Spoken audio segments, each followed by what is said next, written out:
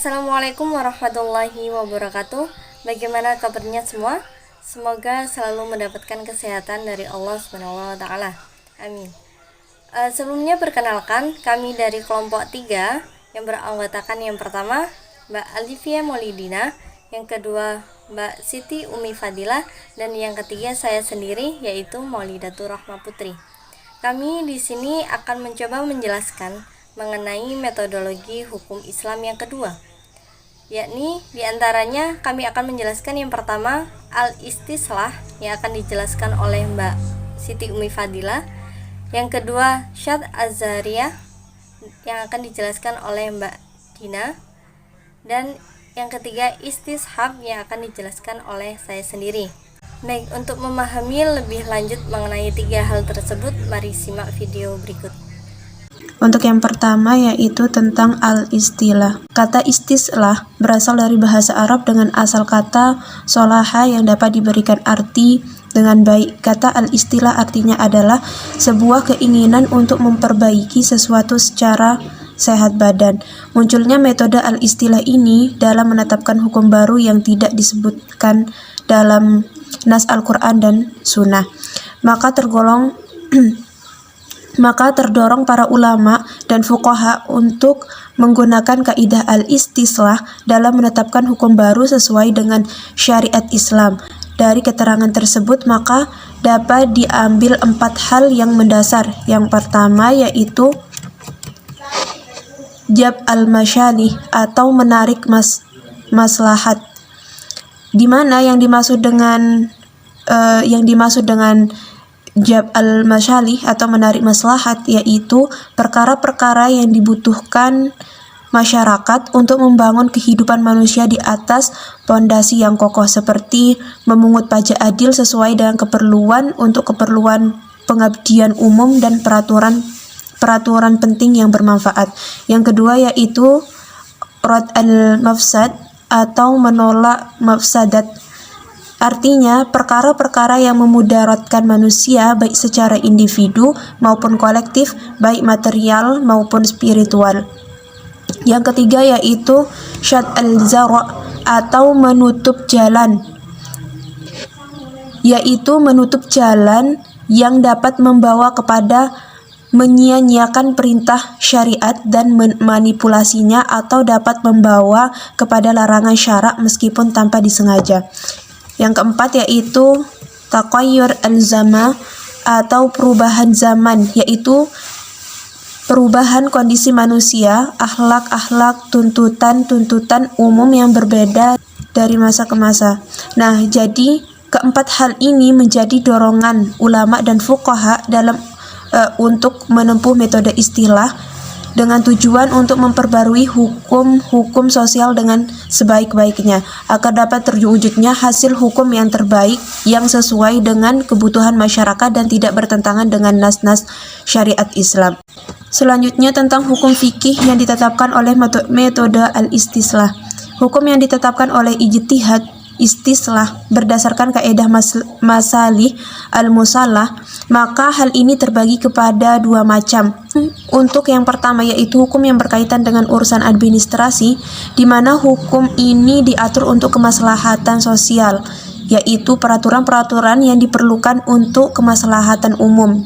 Contohnya seperti pajak yang digunakan untuk kepentingan umum seperti membangun, persiapan perang, sensus penduduk, sertifikat tanah, panti-panti asuhan, dan berbagai macam jaminan sosial lainnya.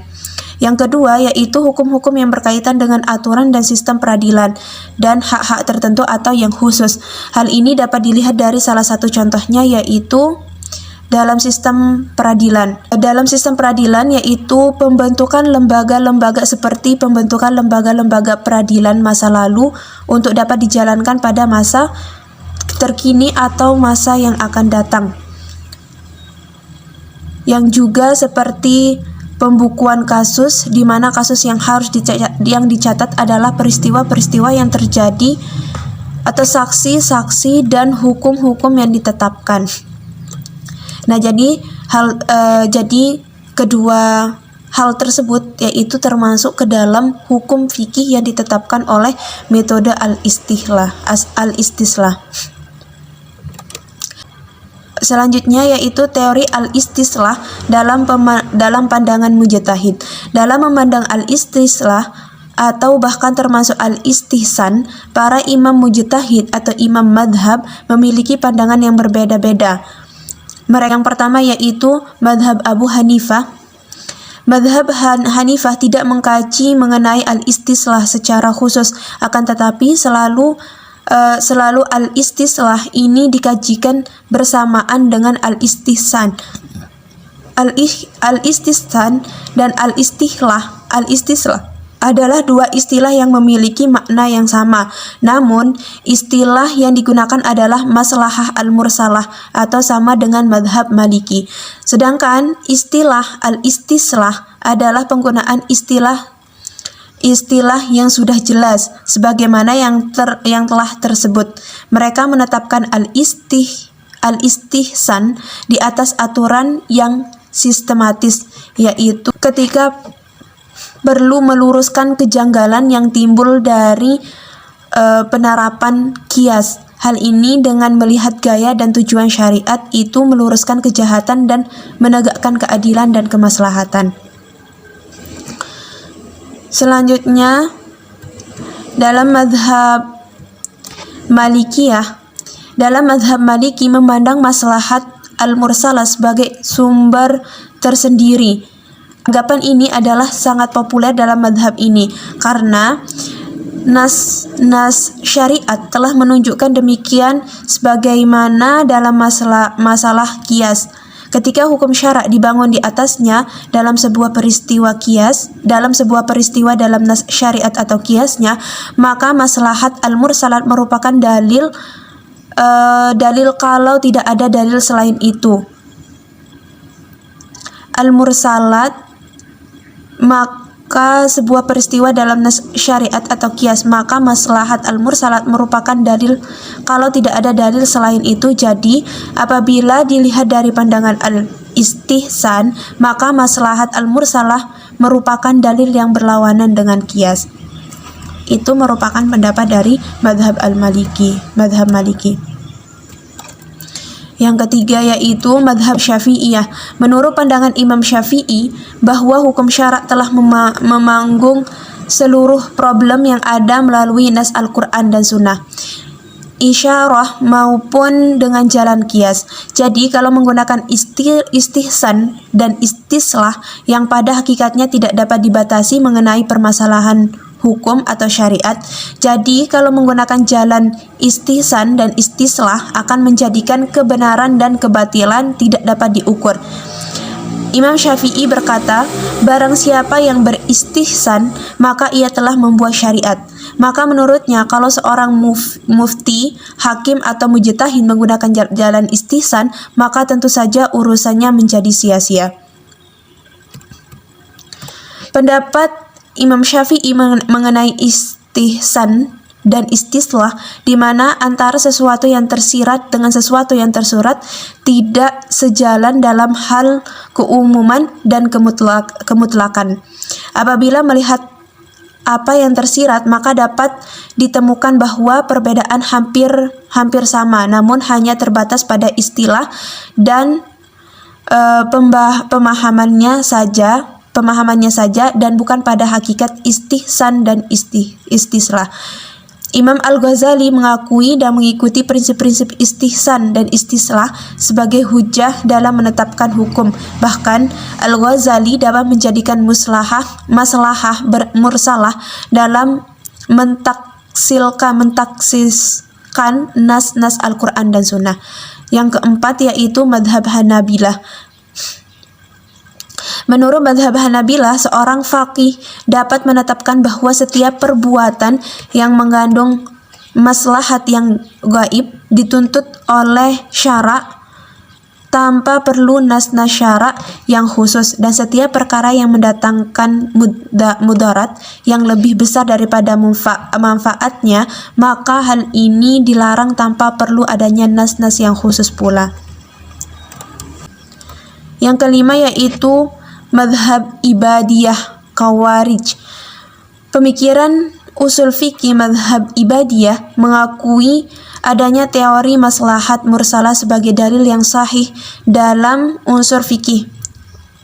Di antara ulama yang mengatakan bahwa di antara istidlal adalah istihsan, sebagaimana disebut oleh Abu Hanifah dan golongan Mu'tazilah, sementara mayoritas ulama menolak istihsan dan Ibnu Hajib menisbatkan pendapat tersebut kepada madhab Hanabilah. Akan tetapi Al-Mahali menolak pendapat Ibnu Hajib bahwa madhab Hanabilah menolak istihsan, sehingga dianggap sebuah dalil yang cacat dalam pandangan mujtahid. Sebagian ulama menafsirkan bahwa istihsan dengan perpindahan kias yang lemah kepada kias yang kuat. Oleh karena itu tidak ada pendapat yang paling kuat bahwa kias yang paling kuat pasti didahulukan daripada kias yang paling lemah. Yang keenam yaitu mazhab Zidiyah. Mazhab Zidiyah adalah bagian dari mazhab Syiah. Dalam pengkajian fikih, mazhab Zidiyah lebih dekat dengan mazhab Hanafiyah. Demikian juga pandangan mereka mengenai al-istihsan, baik pembagian maupun urutannya. Menurut mereka, Zidiyah istihsan adalah perpindahan dari hukum kias karena ada sesuatu yang mengharuskannya. Mereka membagikan istihsan tersebut sebagaimana mazhab Hanafiyah, yaitu kepada 4 bagian. Yang pertama yaitu istihsan kiasi, yang kedua yaitu istihsan daruri, yang ketiga yaitu istihsan sunnah, dan yang terakhir yaitu istihsan ijma.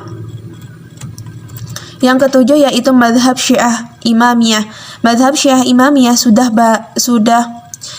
barang pasti bagian dari golongan Syiah. Mereka menolak kias, lalu kemudian mereka menolak istihsan dan istislah dengan jalan aulawiyah atau mengutamakan. Hal ini disebabkan tafsir dan ijtihad pada imam mereka pada posisi nas-nas syara'. Alasan mereka adalah imam mereka maksum atau terpelihara dari maksiat, kesalahan dan kelupaan baik urusan lahir maupun batin. Eksistensinya imam mas'um adalah dapat membuat mereka tidak memerlukan kias karena perkataannya adalah hujjah sebagai konsekuensi dari kemaksumannya. Dalam menetapkan hukum tidak perlu ada pertanyaan lagi. Kenapa harus seperti itu? Karena berdasarkan hal ini kias merupakan hal yang batil dan sebuah kebid'ahan dalam agama. Selanjutnya yang terakhir yaitu mazhab Zahiriyah. Adapun pendapat mazhab Zahiriyah mengenai masalah istilah dan istihsan dan istislah adalah sebagaimana mazhab Syiah Imamiyah apabila dilihat secara umum atau dari aspek kesimpulan, walaupun dasar-dasar logika yang digunakan berbeda. Mazhab Zahiri menolak kias bagaimana implikasinya. Mereka pun menolak istihsan dan istislah. Mazhab Syiah Imamiyah menolak kias, istilah dan istihsan atas dasar pemikiran maksuman imam mereka. Sedangkan mazhab Zahiriyah mereka memahami teratur secara tekstual terhadap nas-nas. Mereka tidak memperhatikan nilai-nilai yang dihadapkan nas dalam mengetahui bangunan-bangunannya, ilat-ilat dan hubungan nas dengan tujuan-tujuan syari'. Maka mereka memandang bahwa asas fikih adalah tidak ada taklilnya atau ilat-ilatnya terhadap nas-nas syara'. Syad Adzariyah. Syad Adzariyah terdiri atas 2 perkara, yaitu syad dan dzariyah. Syad memiliki arti penghalang, hambatan atau sumbatan, sedangkan dzariyah berarti jalan atau perantara. Maksudnya menghambat atau menghalangi atau menyumbat semua jalan yang menuju kepada kerusakan atau maksiat. Tujuan penetapan hukum syarak secara syad adzariyah ialah untuk memudahkan tercapainya kemaslahatan atau jauhnya kemungkinan terjadinya kerusakan atau terhindarnya dari kemungkinan perbuatan maksiat. Hal ini sesuai dengan tujuan umum syariat menetapkan perintah-perintah, baik yang dapat dilaksanakan secara langsung dan ada pula yang tidak dapat dilaksanakan secara langsung. Semua perlu ada hal yang dikerjakan sebelumnya. Sebagai contoh ialah kewajiban mengerjakan sholat 5 waktu. Seseorang hanya dapat mengerjakan sholat apabila telah belajar sholat terlebih dahulu. Tanpa belajar, ia tidak akan dapat menggerakkannya. Dalam hal ini, sekilas tampaknya bahwa belajar sholat itu tidak wajib. Tetapi, karena ia menentukan apakah kewajiban itu dapat dikerjakan atau tidak, maka ditetapkan hukum wajib belajar sholat sebagaimana halnya hukum sholat sendiri. Mengenai objek syad adzariyah, dapat dijelaskan bahwa perbuatan yang mengarah kepada perbuatan terlarang, ada kalanya perbuatan itu pasti menyebabkan dikerjakannya perbuatan terlarang tersebut. Tapi, ada kalanya perbuatan itu hanya berpotensi menyebabkan dikerjakannya perbuatan terlarang. Berdasarkan dengan hal tersebut, ada 3 kemungkinan, yaitu pertama, kemungkinan besar perbuatan itu menyebabkan dikerjakannya perbuatan terlarang atau zariyah qawiyah, yaitu jalan yang kuat. Kedua, kemungkinan kecil perbuatan itu menyebabkan dikerjakannya perbuatan terlarang atau zariyah dhaif, yaitu jalan yang lemah. Dan yang ketiga, sama kemungkinan dikerjakan atau tidak dikerjakan perbuatan terlarang atau zariyah dhaif, yaitu jalan yang lemah. Selanjutnya saya akan menjelaskan tentang istishab. Istishab secara lugawi atau etimologi berasal dari kata istashaba yang berarti as-sahabah dan istimrar, di mana kata as-sahabah diartikan sebagai sahabat atau teman dan kata istimrar diartikan sebagai selalu atau terus-menerus, sehingga istilah istishab dapat diartikan sebagai selalu menemani atau selalu menyertai. Dari beberapa pendapat para ulama, dapat diartikan bahwa istishab mengukuhkan atau menganggap tetap berlaku atas apa yang pernah ada. Keadaan yang pernah terjadi atau sering disebutnya sebagai masa lalu itu ada 2 macam, yakni yang pertama nafi. Nafi adalah sesuatu keadaan yang tidak pernah ada hukum. Yang kedua adalah subut, di mana subut adalah suatu keadaan yang pernah ada hukum. Dari uraian di atas, para ulama merumuskan kaidah pokok yang populer, yaitu al-yaqinu la yuzalu bisyakki, yang artinya apa yang ditetapkan dengan sesuatu yang meyakinkan tidak dapat dihilangkan dengan sesuatu yang meragukan. Kemudian syarat istishab. Yang pertama, pengguna istishab telah mengarahkan seluruh kemampuannya untuk mencari bukti yang merubah hukum yang semula ada, atau mencari bukti untuk merubah hukum yang sebelumnya telah ada. Kemudian, setelah ia mengarahkan seluruh kemampuannya untuk mencari bukti tersebut, ternyata tidak ada bukti yang ditemukan untuk merubah hukum yang telah ada. Lalu, hukum lama yang akan dirubah tadi dijadikan sebagai pijakan istishab yang benar adanya. Kemudian, hukum lama yang dijadikan sebagai pijakan istishab itu bersifat mutlak atau umum. Dan yang terakhir, tidak terjadinya kontradiktif antara istishab dan nas yang ada, karena nas ini memiliki kekuatan hukum yang lebih tinggi daripada istishab.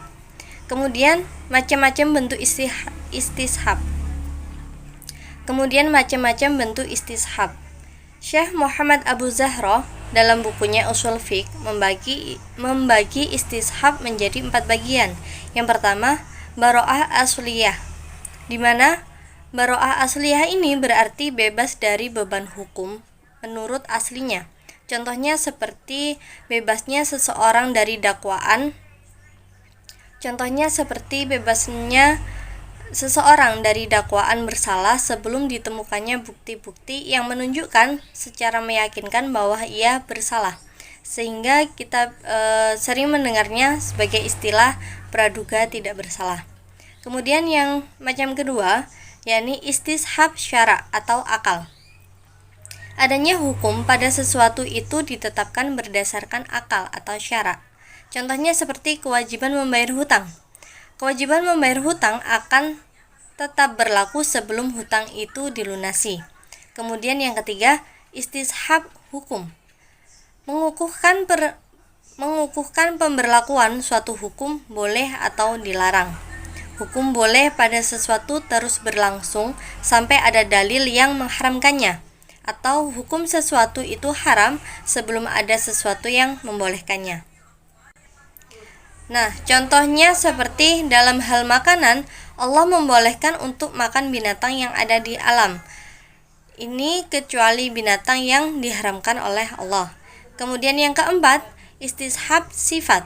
Mengukuhkan berlakunya suatu sifat di mana sifat ini berlaku pada suatu ketentuan hukum sampai sifat ini mengalami perubahan yang menyebabkan berubahnya hukum tersebut.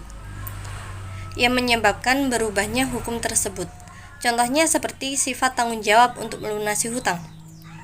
Sifat tanggung jawab untuk melunasi hutang bagi orang yang berhutang kepada seseorang. Baik, itu tadi penjelasan dari kami, di mana dapat disimpulkan bahwa al-istihlah adalah sebuah keinginan untuk memperbaiki sesuatu secara sehat badan. Kemudian yang kedua mengenai syad az-zariyah, di mana syad az-zariyah ini adalah menghambat atau menghalangi semua jalan yang menuju kepada kerusakan atau maksiat. Dan yang ketiga mengenai istishab. Istishab adalah mengukuhkan atau menganggap tetap berlaku atas apa yang pernah ada. Kami ucapkan terima kasih untuk semua yang sudah menonton video ini. Berikut kami lampirkan daftar pustaka yang kami jadikan sebagai rujukan atas penjelasan kami. Dapat dilihat di layar HP atau di layar laptop Anda. Kurang lebihnya kami dari kelompok 3 mohon maaf apabila ada salah kata atau ada kata yang tidak berkenan. Sekian dari kami. Wassalamualaikum warahmatullahi wabarakatuh.